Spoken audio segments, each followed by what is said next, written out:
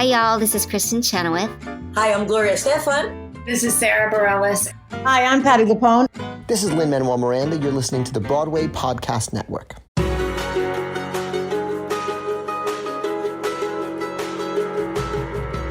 Welcome to the Theater Podcast, intimate personal conversations with the industry's biggest names. This episode is with Drew Gasparini, who is a performer and singer and songwriter that you may have never actually heard of by name, but you probably know his work.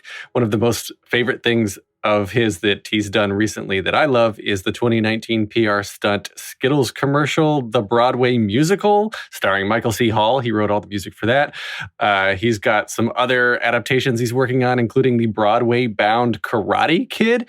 And this guy is insanely funny, insanely energetic, and just raw and honest. I recently met him digitally in real life because of COVID. We haven't met in person, but we've been working together on a couple things, and I just knew immediately I had to hear his full story and get him as a guest on this podcast.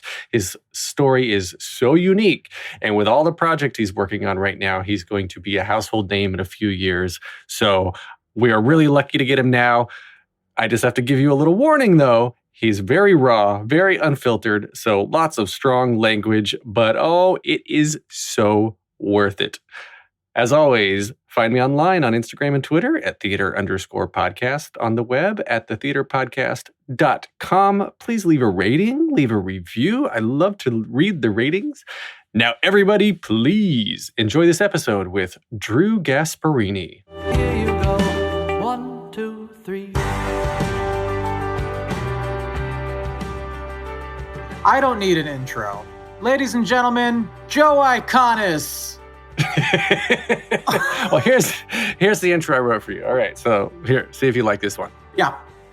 Today's guest is one of the most popular singer-songwriters that you've never heard of in the Broadway scene. He's currently writing the score for the Broadway-bound adaptation of The Karate Kid, an adaptation of Night Shift for Warner Brothers Theater Ventures, another adaptation for Universal Theater Group, and like 3 or 4 more things that Wikipedia can also tell you about.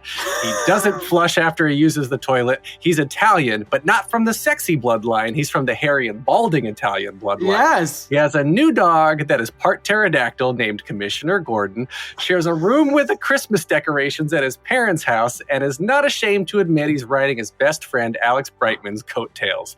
He's not well known for writing the music for the 2019 PR stunt Skittles commercial, the Broadway musical, and his new podcast, Now We're Talking, continues to make me rufflecopter. Drew Gasparini, welcome to the Theater Podcast. Oh, wow. I guess that'll do as an intro. I guess that'll work. That'll work just fine. Wow. Yeah. You listed, what does the Wikipedia look like these days? I haven't checked that out in a couple of years. Is it like, I don't know. I was going to ask you if you wrote it because it's like way more successful than I had pegged you for.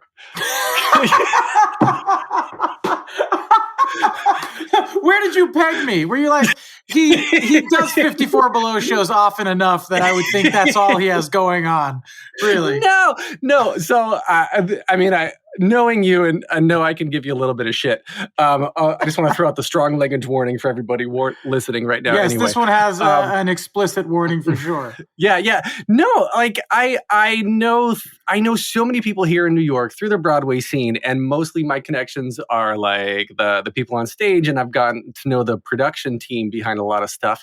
But then you're in that sweet spot of like the creative side that's not on stage, but you're not like the money, you're not driving the money behind shows. You're just creating great content, but you're not on camera, so people don't necessarily know your name. But in researching you've done so much stuff. And it's so cool. I've done a few things, and it's all led me here to my parents' garage, kids.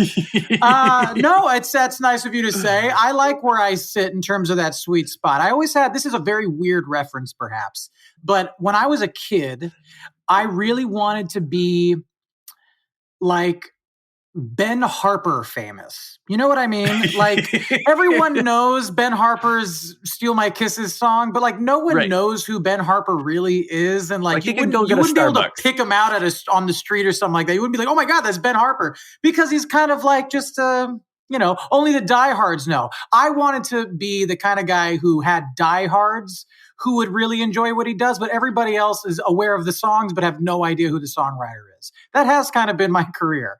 And beyond that, I get confused for other composers all the time, and much more successful composers than I. So, you take some, you win some, you lose some, I guess. It's all right.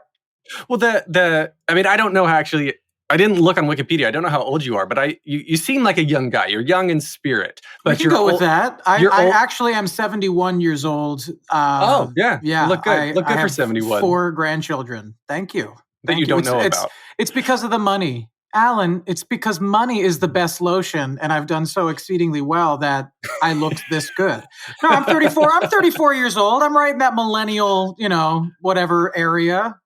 But you've done so much, and there are some big credits, like writing the score for a musical that is most definitely Broadway bound, and you've got your own, I think, 4 albums, right? Like your own independent music that you've written. Yeah, I have no idea how many albums I have out, but yeah, I don't even know what albums have been released. I know I've written probably and recorded 10, 12 albums, and maybe 3 or 4 have got released. I have no idea.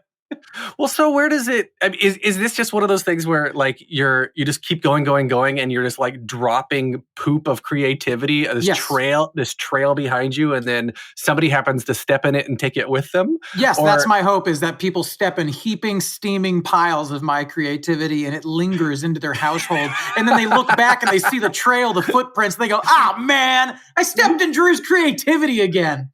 I just had another composer friend of mine on my podcast.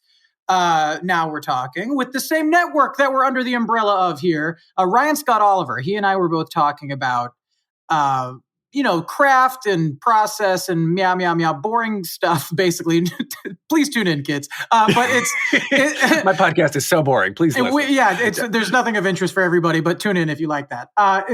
We were just talking about like being prolific, and there's 2 things to it. There's like being busy is kind of always a good thing for a creative minded person.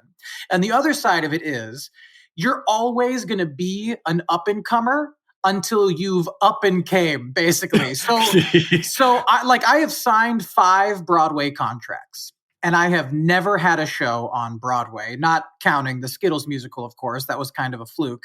But it's bananas to me that there is people look at it and go, oh my God, you've done so much. And I happen to be a little bit known for the things that I've done, but I've never done the big one. And I think that being that close so many times just makes me hungrier and hungrier and hungrier to feed the monster, basically. And I can't stop myself. It's becoming, dating me is a nightmare. Dating me must be an absolute fucking nightmare, because I get so tunnel vision on, I want to say the career, but it's not necessarily the career. It's the legacy. I want to write something that's left behind in a big way.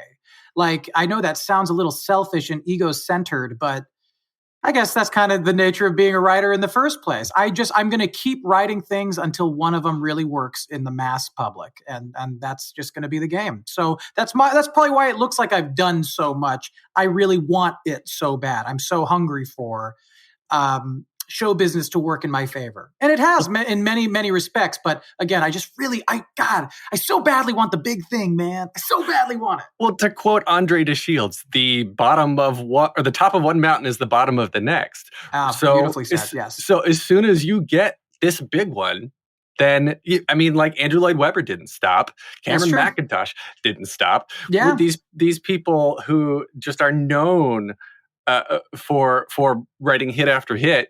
I wonder if something like this, actually, though, now that I'm thinking about it, is it like Karate Kid's going to come to Broadway? That's going to be your big blowout thing. And all of a sudden, everything's going to be on the map, and you'll get 5 million Tonys. And then everything that you've written in the past, people are going to go back and look at that and bring that up with it. Well, I think that's kind of part of the hope, I would say. To speak to the 5 million Tonys, yes. I will win 5 million Tonys. I really do think Karate Kid it's going to change everyone's idea of what a Karate Kid musical would and should look like. I really think it's going to defy expectations, and I'm wildly excited for that project to make it all the way there. But there's this idea in show business that I've seen, and I'm not saying this is the rule, this is how it goes, but I have seen this. There's an idea of permission. And if Karate Kid is, because it is going to Broadway, that's not the question. This is the first time I've had a show like, we're doing this. This is a huge title. People are excited about it. It's happening. Pressure on my shoulders, diarrhea every morning, things like that. But the show is going to go. If it is a success, my hope is that it offers me the permission to say, now that I am getting attention as the writer of this successful thing, I can say, now that you've trusted me to create a success, can we look at some of these things in my back catalog here and maybe bring them to the surface? Because now I have a little bit of a fan base, more people know who I am, and this show has been a success. In the same way, it's not just permission to do the old stuff, it's permission to do stuff I've always wanted to do. Writing a movie and creating a TV show or scoring an animated movie, these are things I want to do. And sure, you can take meetings for that, but we know how this business works. The door gets open and quickly shut, but the door stays open if you're like, by the way, 5 million Tonys.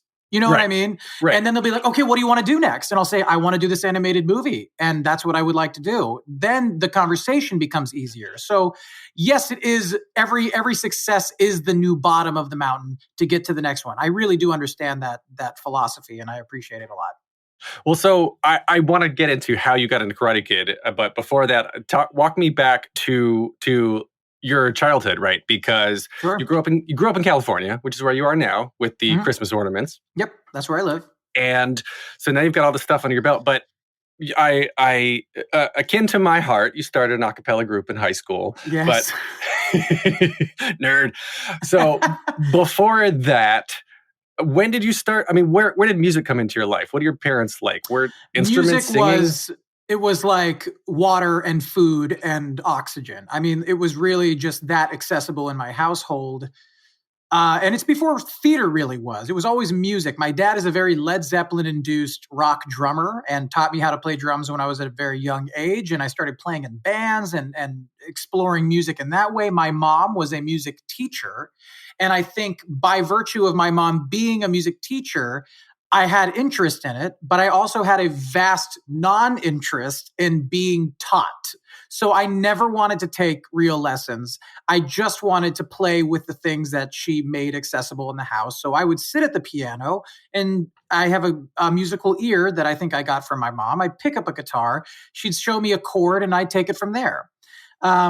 And there was just like hand drums and horns and whistles and all kinds of shaky. You couldn't fall down and not land on an instrument in my house growing up. And also we had my mom has great taste in music, thank God. So does my dad, from all those wonderful bands in the 70s like Led Zeppelin and The Who and the Pink Floyd and Grateful Dead and all those kinds of things, to the entire Motown catalog, to the greatest singer-songwriters of Joni and Elton and Billy Joel. And that whole part of the record business was like really huge in our household. So songwriting and good songwriters was just around. And I started writing songs. I always wanted to be an actor, always, until I was about, 14. But I started writing songs when I was like 12. And the first song I ever wrote, I thought was a masterpiece. And it was which it wasn't, but I thought it was, because I wrote a song. And I think that's all it took. It was like, wow, I did this. This is the best thing that's happened to music. I had an unhealthy ego, I think, too. But it was a song about how it was a Mother's Day gift for my mom. And I've talked about this in other interviews before, but I love telling this story because it makes me really want to dig up this song and like kind of chisel away to find whatever gems might exist in this old original song of mine. But it was about me karate chopping my way out of my mom's womb. Basically, that's a horrible image. It was kind of this like I'm going to escape this womb, and I did so by like blasting forth, and here I am, and it was that. And I think just the reaction that song got from my family, who were the only people I played that song for ever, was like enough for me to be like, maybe I should try writing another one. And then maybe I should try writing another one. And everybody was so thrilled with the fact that I was young and writing. They made it seem like, wow, great. wow, you did that. And I took that as, I'm so good at this, until high school, when I played a few of my songs for my music teacher, Emily Gates, who is the world's biggest badass in the entire world. I love her. I still thank her at shows, even when she doesn't show up to them. I'm like, I just want to thank Emily Gates for no reason at all. She's just wonderful. But I played her like 3 of what I considered my best songs at the time. And she was like, oh, okay, so that's it? Wow, you got some work to do. And I was like, oh my God. And if she hadn't done that, I don't think I would have actually continued to pursue songwriting. She challenged me and she made me realize, I just think I'm good. I have to actually work at being good. And it was that little bit of criticism, or it wasn't necessarily criticism. It was just non-excitement about the songs. It shook me in such a way that I was like, I better get my shit together and dedicate my life to this. I took it so seriously. And at the age of 14 or whatever that was, I really treated it like a job. I avoided doing all my homework and studying for all my tests, and I was a miserable high school student, but I got good at writing songs in high school because I dedicated all that time to writing songs, because this woman was like, you're not good yet. So that's either, I think, indicative of a really insecure personality or a really egotistical personality. There's nothing in the middle. I agree. And I think it was kind of equal parts both. I think I was insecure without realizing it until it was pointed out to me. And other than that, I think I just had this like, typical high school white straight male confidence of just like, I'm untouchable, world. It's a horrible thing to look back and acknowledge that now, but I do think that I don't think I was cocky. I was just really confident because I was a theater kid at heart. So of course I was insecure. So high school, you've got your quartet, your a cappella quartet. Yep. And I guess you were at some point deciding to go to college for this. Yeah, a little bit. Yeah, I begrudgingly decided that college is decided. I begrudgingly said yes to my mom when she said you have to go to college or it's not really an option. Like, even if it's a community college or what, I didn't want to do any of that. I was so not interested. Even throughout high school, I was negotiating with my teachers. How can I pass this class? We both know I'm not going to do the work. We both know algebra. Algebra is not where I excel. And this is what I mean about the stupid confidence. I think I was just confident in my ability to talk and you charm a little bit. So I really would try to charm my teachers into believing that I was above algebra, that out of all these students, I brought it to their attention that I am not suited for this. Let's both agree. And they would say, okay, let's put it this way.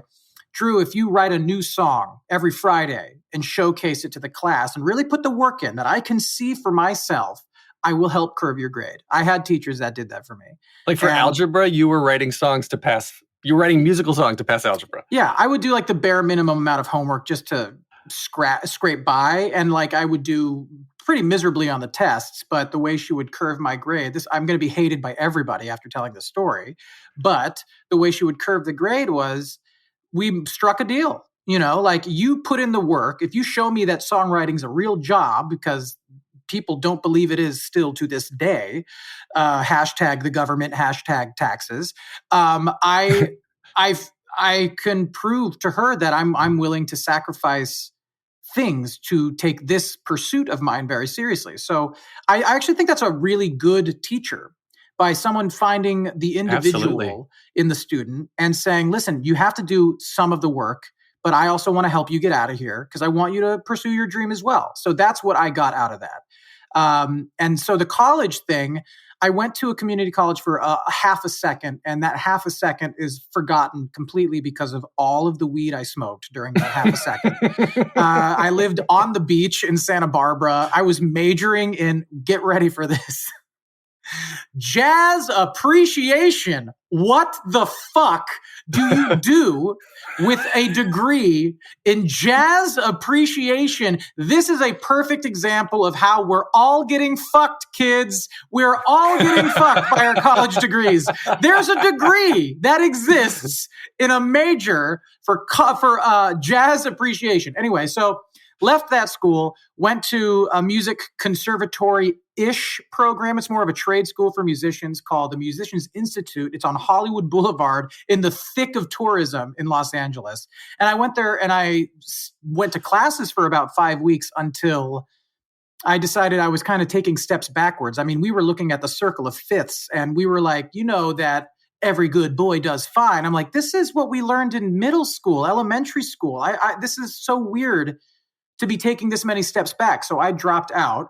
Didn't tell my parents that I dropped out. I had them convinced I was going to the school for 3 years. You charm. 3 years. Well, 2.5 years to get the degree I was going for. Oh my goodness. And instead I just played shows everywhere. I played shows all over the West Coast. I had a band called Drew G and the B, which stood for Drew Gasparini and the Band.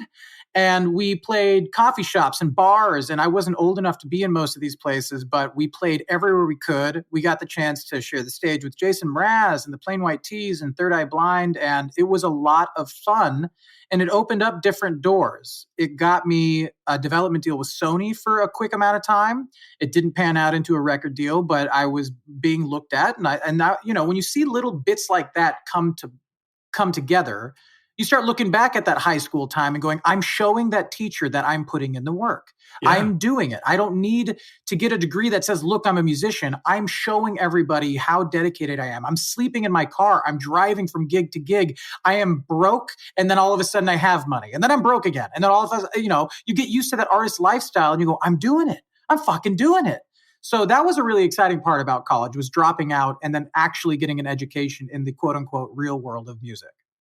Did you have a big coming out moment to your parents where you're like, Mom and Dad, I'm not a college graduate?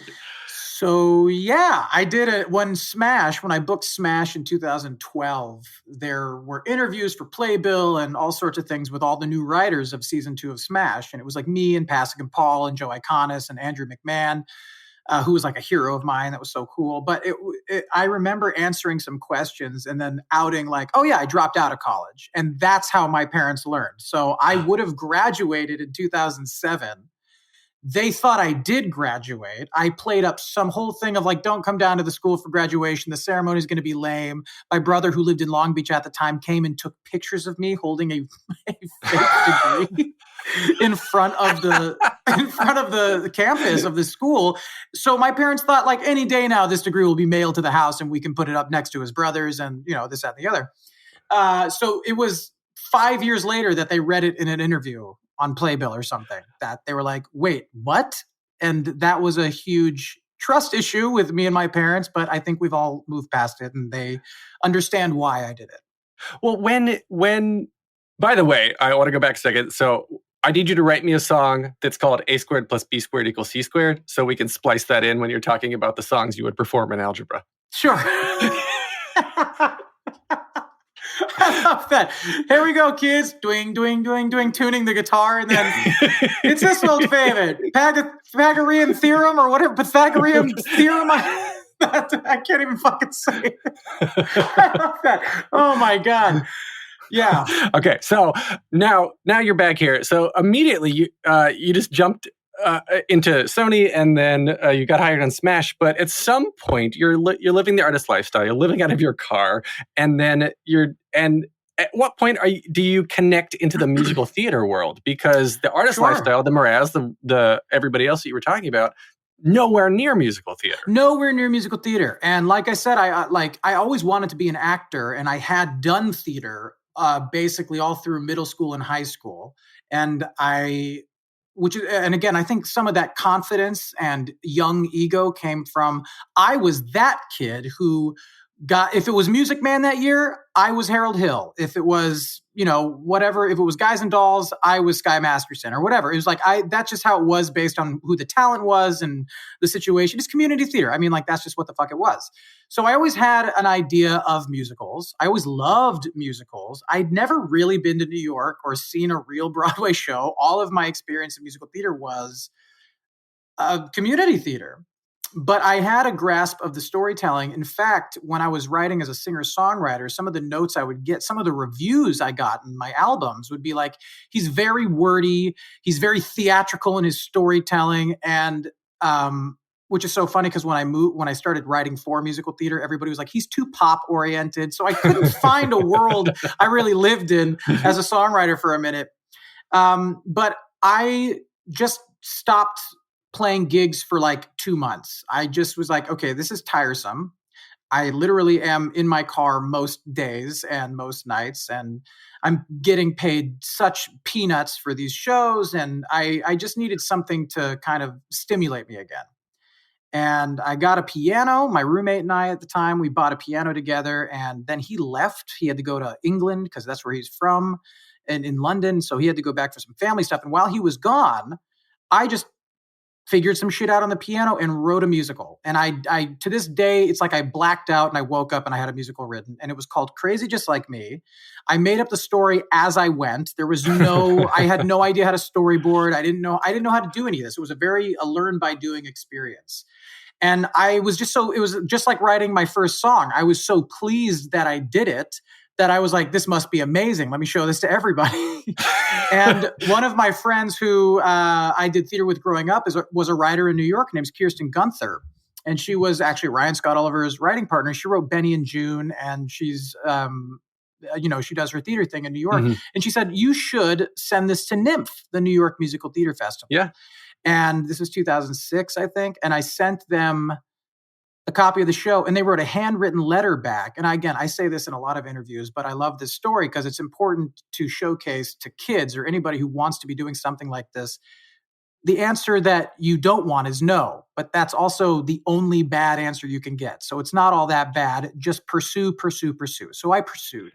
I submitted this to NYMF. They wrote a handwritten letter back, which I took very personally because who the fuck does that? Even back then, it would have been an email, I feel like. Right. And they said, your musical stinks, but your songs are like exactly what Broadway is gearing toward. And like, this is in the era of like, everybody's trying so hard to sound like Edges or Jason Robert Brown or any of that.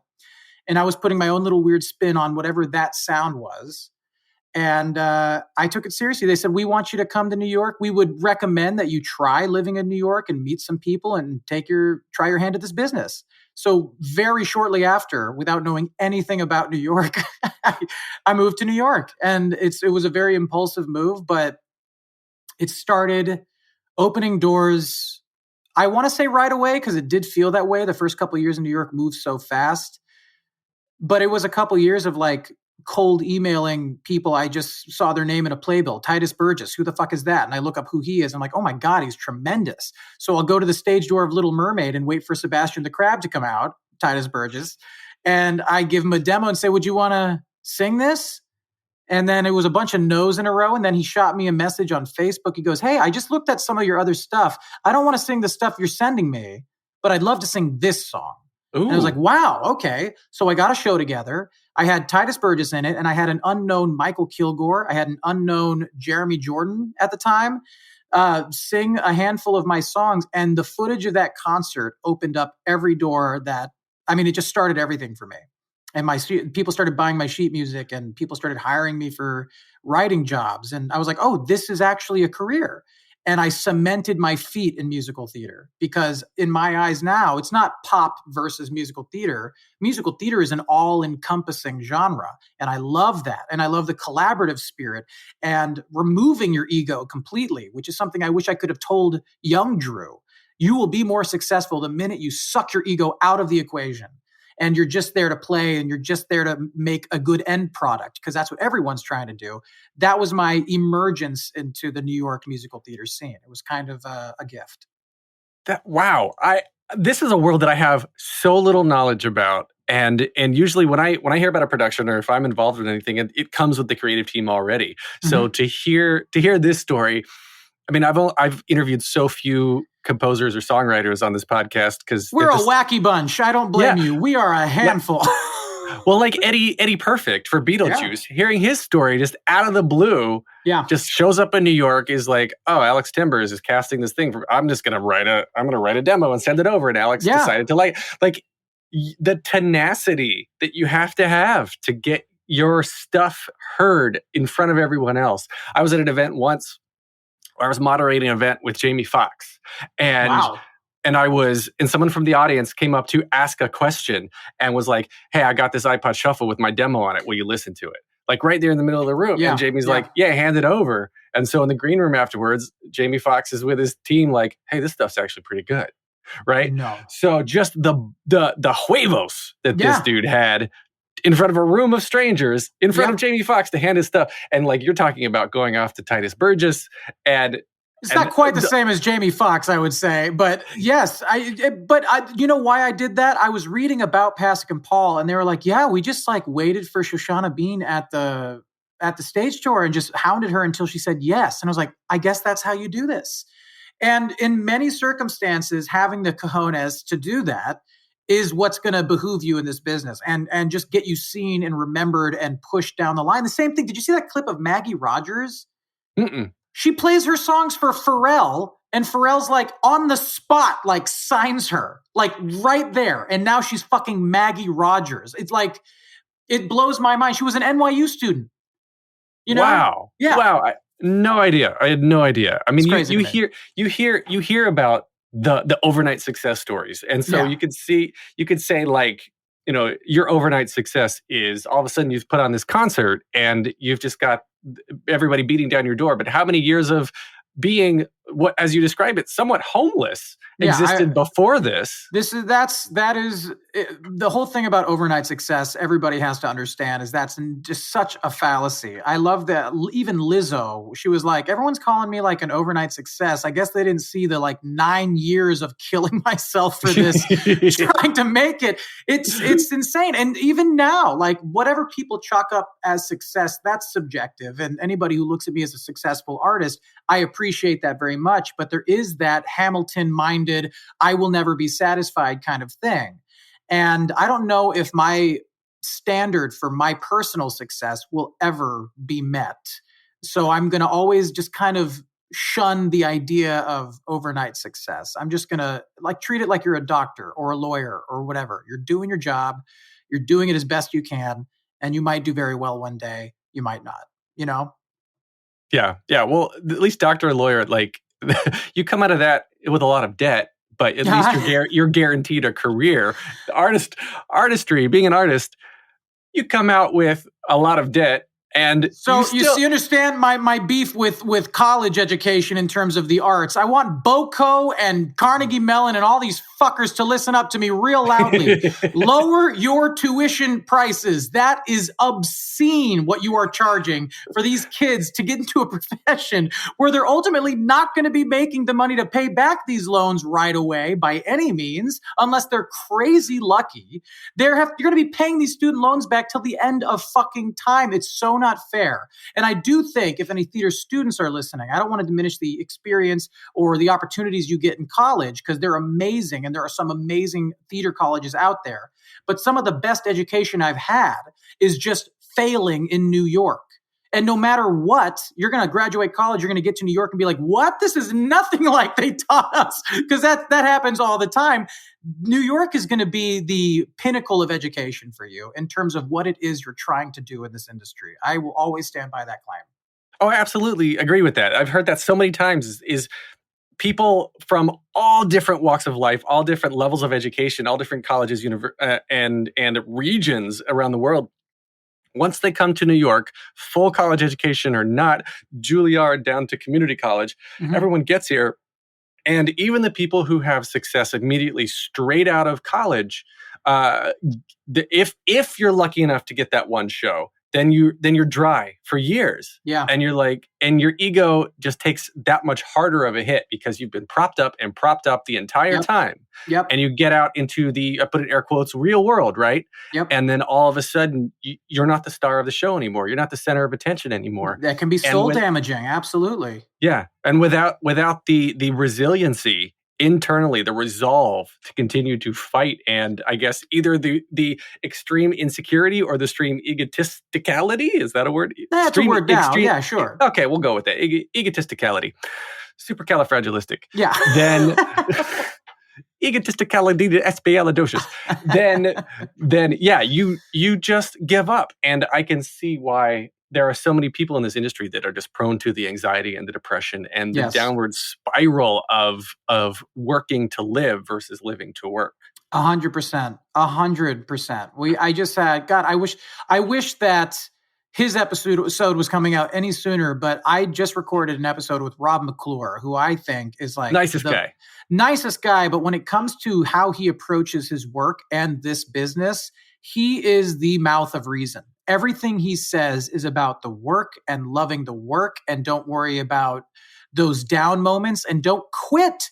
Like, if you really love it, everybody, you're going to have down moments. Stick with this shit. People quit so quickly because they leave college. They were top dog at their college. Maybe they book a Broadway show right out of college, but then they have those 2-3 dry years afterwards. They're going to quit the fucking business. Yeah. And it's given up on themselves. And it's like, then maybe you didn't love this thing as much as the rest of us love this thing. And maybe you shouldn't be here with us. You should fucking love this thing. You know, I take that shit so seriously. I'm sure a lot of people will disagree with my opinion on this, but man, if you don't love it, get out of it. You know, go find something else if you don't love this. Well, yeah, that's what people say all the time, is that if you can see yourself doing anything else, do that thing. Yeah, because this is something where you have to do it because it is who you are. But also on that respect, like, it doesn't mean like if you have to wait tables for a couple of years that you're a failure. It means that you're an artist, and that's the nature of the game. You know what I mean? People wait tables for 2 years like, I guess I'm just going to have to go back to school. It's like, what are you talking about?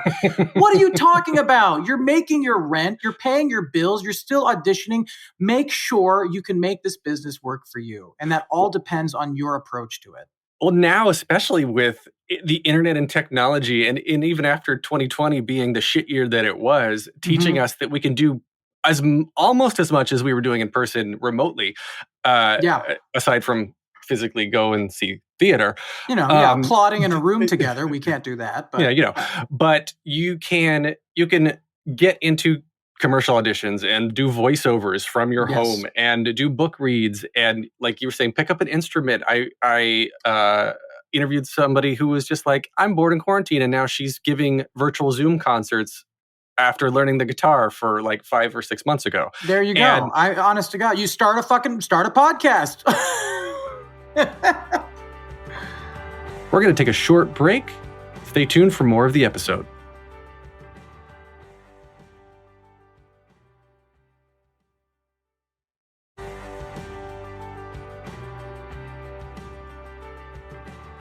Actually, okay, good segue. Now we're talking with Drew Gasparini. That's your podcast. That's my podcast. Tell me why, with everything you have going on, you've got all the shit. You've got Wikipedia touting your accolades, and it's on the internet, so it's got to be true. Wikipedia. Yep, must be. Why start a podcast in the midst of everything else, and what are you aiming to get across with your shtick? Well, I think what I'm trying to get across is what's interesting about artists is the human side, and what fans really cling to is the artist side, because there's like the way that fans look at theater workers or actors and composers and directors that they love, they put them so high on this pedestal. So the idea of this podcast was really, let's ask really dumb questions that humanize these people a little bit. Sure, we talk about process, and sure, we talk about their career a little bit, but I really wanted a format where it wasn't about Broadway necessarily. It was just kind of about like, how weird were you in middle school? Like, let's talk about like the most embarrassing shit that happened to us when we were kids and how it traumatized us and made us the whack jobs that we are today. And the reason I chose to do it was certainly not for a lack of things to do. Things did slow down during COVID, but I think more for the performers, it really did. But we were still being asked to write and meet deadlines, and Karate Kid has not slowed down at all. So I've definitely been working on all these other projects.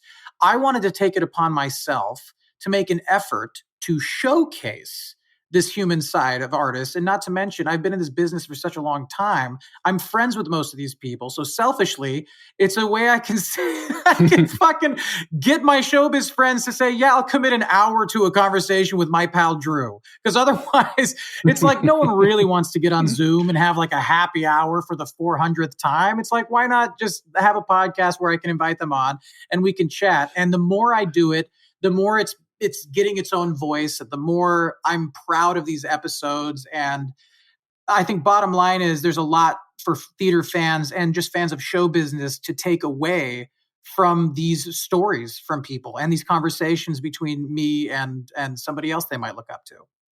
I agree. That's exactly why you and I are talking, because I have this podcast. I wanted to humanize the artist. And for me, it's a little bit, I incorporate more of the journey because I want to know how you overcame the struggles and maintain the success. 100%. Right? Yeah. So that to me is very important. I love the human aspect of this, and especially now with social media, and it makes it easy for us to connect to the people that oftentimes get idolized. But on the flip side, there's like social media is a presentation of somebody. It's their idea of what they want you to know about themselves. And sometimes you have like an Amber Ardolino who's very vocal about depression and anxiety, and then you've got other people who are just like, I'm in the midst of 2020, I'm on a beach and posting bikini pictures posting my whatever it is. And I wanted to make sure that through conversations, and it sounds like you do too, and I love listening to your podcast too. There's, episode 5 actually with Amber Ardolino came out yesterday. Yes, that's as we record this. It's just fun. They're fun conversations. So everybody listening now, if you like Drew, pause, go find Now We're Talking with Drew Gasparini. Well, better yet, don't pause. Finish this episode then go check out Now We're Talking with Drew Gasparini, for the love of God. This is a great podcast too. And I think what I really like what you're saying about the human aspect, and the thing that I agree with, what Amber does and what a lot of people do when they talk about mental illness or their struggles. I mean, mental illness is the thing that everyone kind of bullet points all the time, but it's just, let's blanket it like a struggle. That is an umbrella everybody can get under. There's not one person. You could have the shiniest career, you could have the shiniest love life and the shiniest set of parents or whatever. There is something fucked up with you. And I think that is the connective tissue. That's the adhesive that brings artists and other humans together, is you're fucked up too. See, look at us. Look at all of us being fucked up together. It's a big yucky jacuzzi. We're all sitting in it. Let's discuss. I like that idea. That's what actually I almost named this podcast, is You're Fucked Up Too. Yeah, I almost named my podcast Big Yucky Jacuzzi. So that has so many worse connotations. A yucky jacuzzi. A big yucky jacuzzi. Karate Kid. Yeah. To talk about something that's not a jacuzzi. So Karate Kid, before it was announced, how many years, was it years that you were attached to that before it was finally announced? Because I know so many things are like behind the closed doors. I couldn't say anything for a year and some change, I would say. So it was like, my family knew, of course, and like my very immediate friends, Alex Brightman and the morons, F. Michael and Andrew Kober, they all knew, but they understand that business and they understand to keep that shit close to their chest and not shout it out everywhere. Anytime I got drunk in public, I was basically telling any stranger that walked up to me. So I kind of blew it left and right. And I would do it at shows and stuff. I'd be performing on stage and I'd be like, I got some big news. And then I see my manager in the background, like shaking her head ferociously. I was like, I bought a new mattress today. I'd like make up something else that wasn't the Karate Kid news.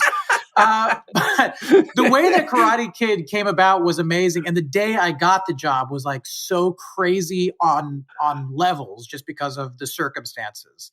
So if you don't, can I tell the story a little bit? Is that cool? Yeah, go ahead, please. Okay, please. So it was like 2018 and it was June or July. And I get an email from this producer. This producer emails me and he says, we're doing Karate Kid, the musical. And the production company is called Gorgeous Entertainment.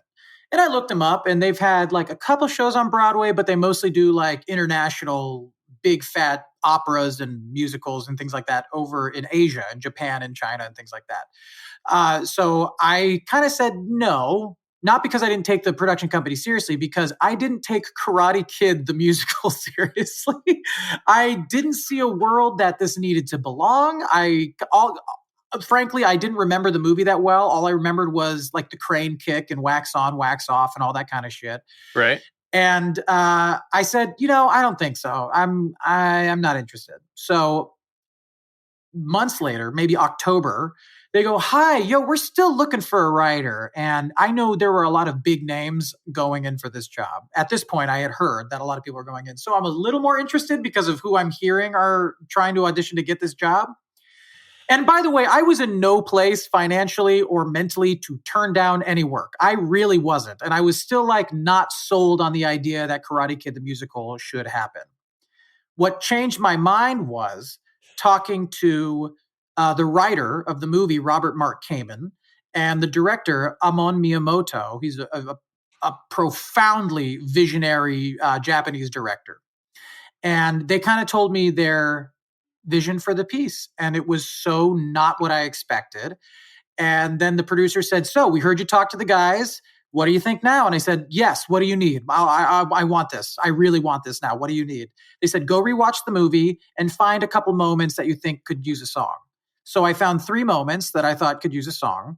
I wrote my dick off. And I'm not kidding. When I rewatched the movie, my brain exploded because I was like, oh my God, of course this should be a fucking musical.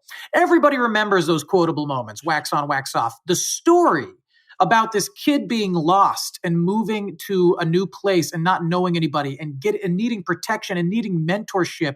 That relationship between Miyagi and Daniel is some of the greatest cinema ever. And it belongs on stage. It's so worthy of a book, script, a play. It's so worthy of all that. So I saw these moments. I wrote these songs. I submitted them. The next day I got an email from the producer saying, we loved it. The director from Japan is going to fly out to meet you.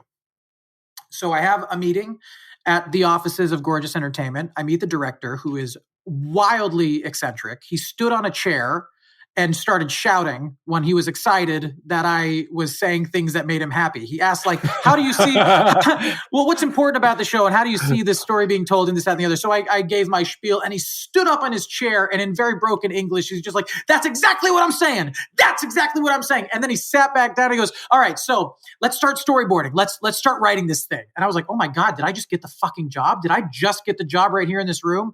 The producers look at the director and go, actually, Drew, can you come into our office real quick? They said, listen, we're still talking to other writers. So don't take him seriously yet. We are the ones in charge of hiring and firing, and it's looking very good for you. We want you to know, but we're still considering a couple other people. So my excitement got squished down to half deflated. And I was like, okay, that's fine. Could be another no, and that's okay. We can handle no's in this business. You've gotten used to that.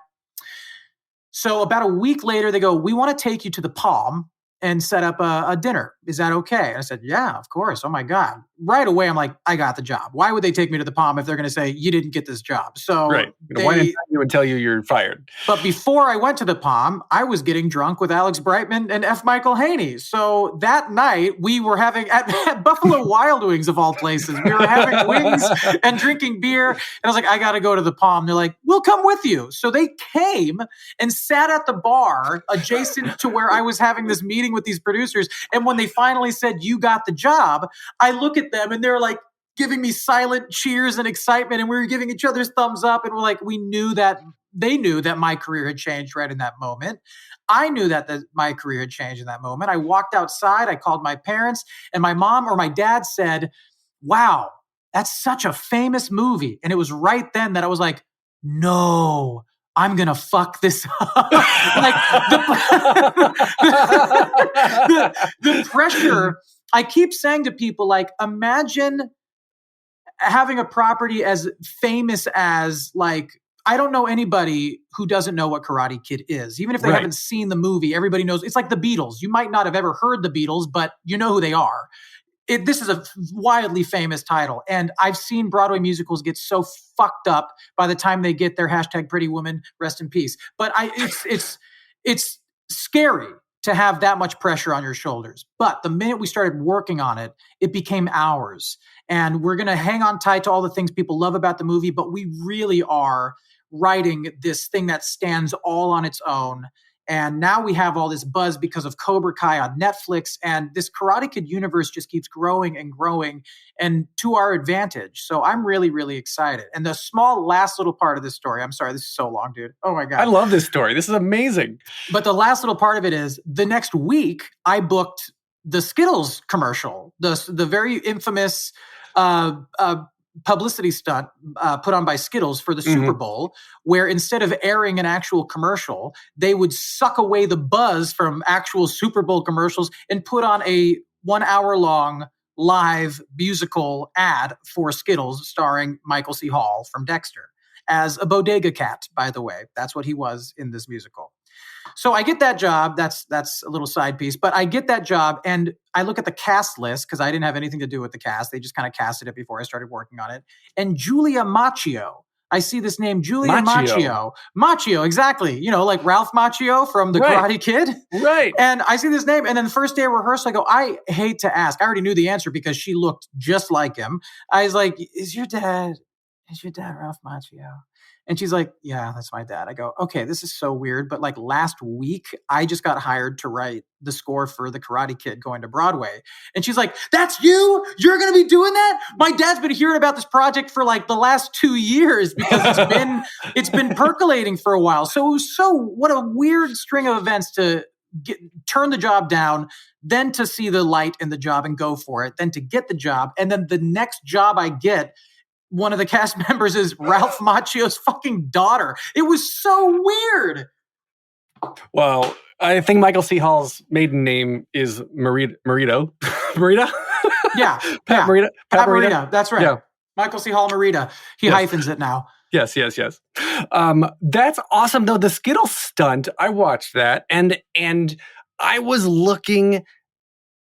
scratching my head at what that actually was. Yeah, by the end product, that was, I mean, like, I feel like people who did drugs in the 60s are the only people I can relate to after that experience, because it felt like an acid dream. It felt like an absolute fucking, like a Alice in Wonderland trip that I will never fully understand. It was like 5 weeks of 18-hour days every single day to not only write, but cast, choreograph, rewrite with Will Eno, the Pulitzer Prize winning playwright. I mean, like, it's so insane. And record a cast album. We fucking recorded a cast album, not to mention all the promo ads they had to make for the musical itself. It was so much work in such a short amount of time that by the time we saw it live, the whole audience was applauding and it was like quite a big success. But I was like, what did I just do? What just happened? It was like waking up from a coma. But it was so good, though. It really was, because I'm glad you say that. I mean, it was treated like a real musical, and it was a real musical. It was it was certainly on brand with like Skittles advertising humor. If you see any of their commercials, and like it was crazy. Yeah, I was watching commercials on YouTube for the show, and then I was watching people because they were allowed to record in the show. So a lot of the show is on YouTube. Yeah, there's a couple bootlegs of it, and it's just so fucking wild. It's so wild. And if you know Will Eno's writing at all, just imagine that in the setting of a musical advertisement for Skittles. It is so strange. Well, so we've got, of course, Karate Kid on the horizon, and let's see, Night Shift for Warner Brothers, and you've got Universal doing like. How many different projects are you working on right now that are going to start rolling out? And I guess in true Alex Timbers form, you're probably going to have like your Beetlejuice and your Moulin Rouge hit Broadway in the same season, right? I mean, right now it does. And yeah, that kind of shit's way out of my control. Like, for instance, it's kind of a funny story. It's a project I've been working on with Alex Brightman since 2014. Here we are in 2021, right? So I think Karate Kid is going to make its way to Broadway pretty soon.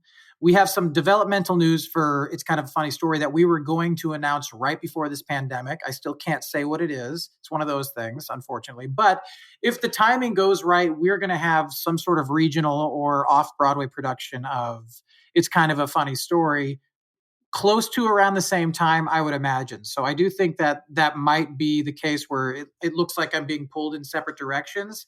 But I've been writing both those shows simultaneously for the last number of years. So that's just how it goes.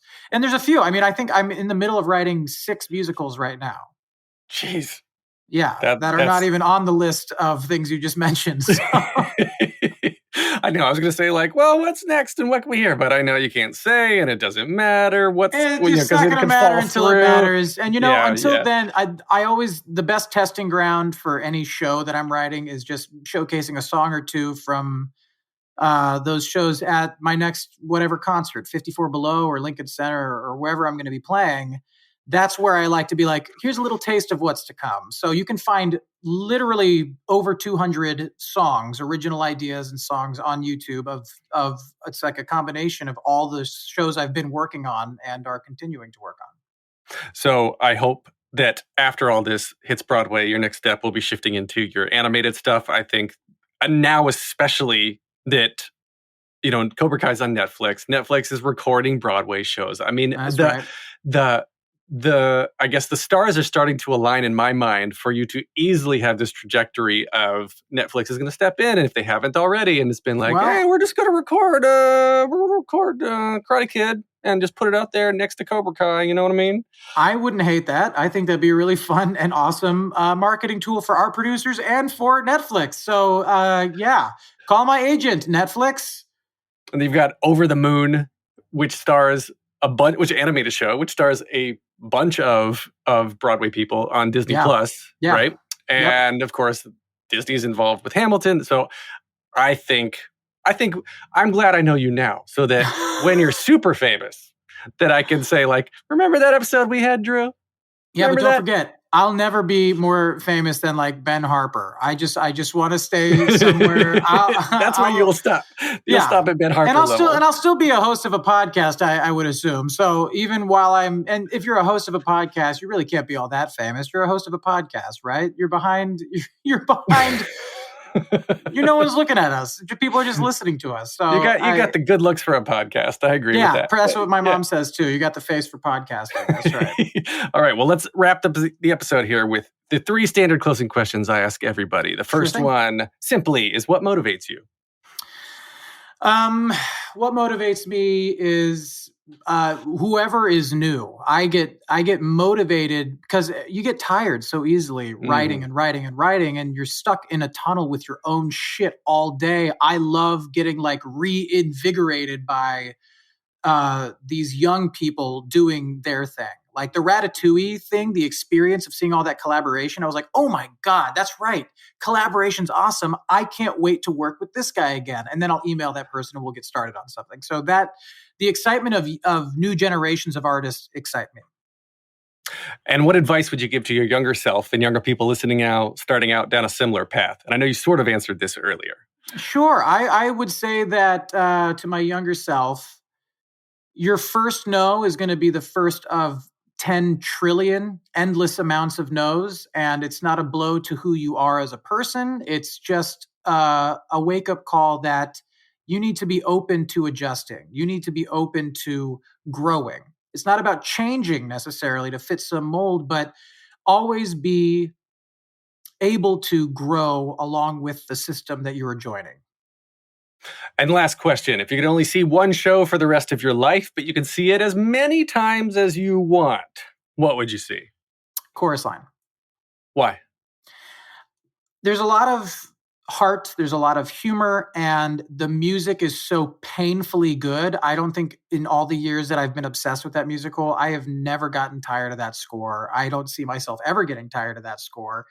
And I don't know. So many things are these personal stories. I just love personal stories. I feel like that musical does what we're trying to do with these podcasts, which is humanize the artist. And I will always be an appreciator of that. Well, I'm going to introduce you to Donna McKechnie. She can be a guest on your podcast. That would be dope. Yes. Yeah. Yeah, shall hell we- yeah. shall we? All right, we'll make that happen.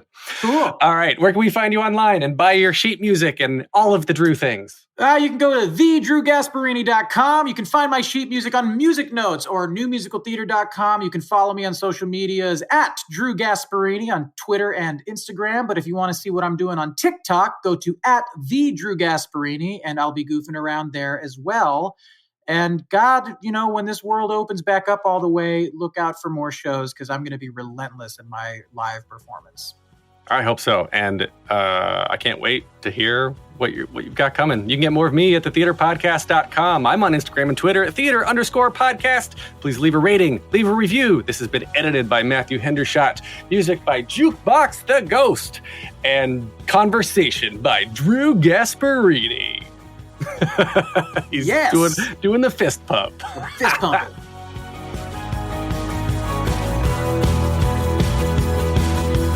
Take a deep breath, make the world a little colorful.